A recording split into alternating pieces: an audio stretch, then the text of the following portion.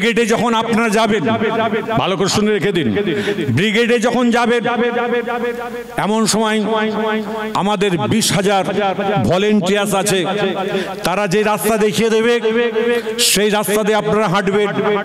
প্রশাসন যে রাস্তা দেখিয়ে দেবে সেই রাস্তা দিয়ে আপনারা হাঁটবেন।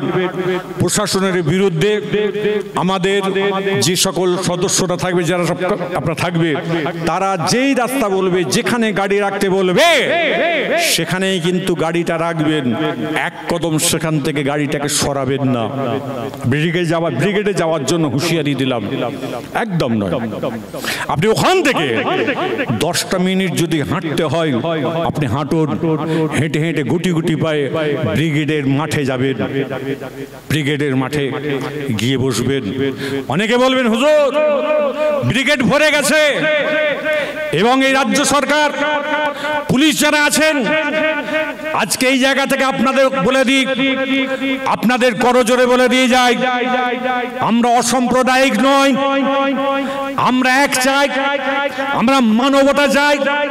এরই জন্য আপনাদের বলে দিয়ে যাই, পুলিশ যারা আছেন এবং পুলিশ মন্ত্রী আমাদের মমতা বন্দ্যোপাধ্যায় আছেন, তানার দৃষ্টি এখান থেকে আকর্ষণ করে দিই, ওই দিনেতে হাজার আপনি আমাদের এই ওয়াকফের যতগুলো প্রোগ্রাম হচ্ছে প্রত্যেকটা জায়গায় 1000, 500, 700, 800 আপনি পুলিশ দিয়েছেন, খুব খুশি হয়েছি।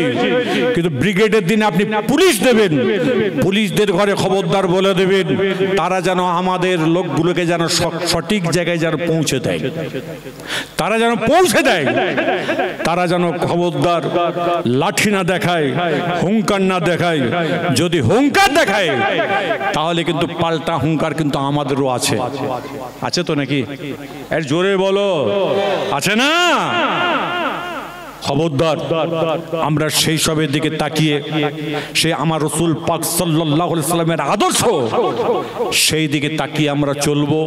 আমাদের ভিতরে কোনো রকম বিভেদ নাই, দ্বন্দ্ব নেই, কন্দল নেই। খবরদার আপনারা আগামী 26শে এপ্রিল শনিবার প্রত্যেকে সকাল সকাল উঠবেন।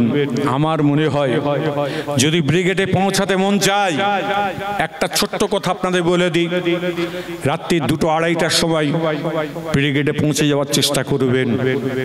কেন?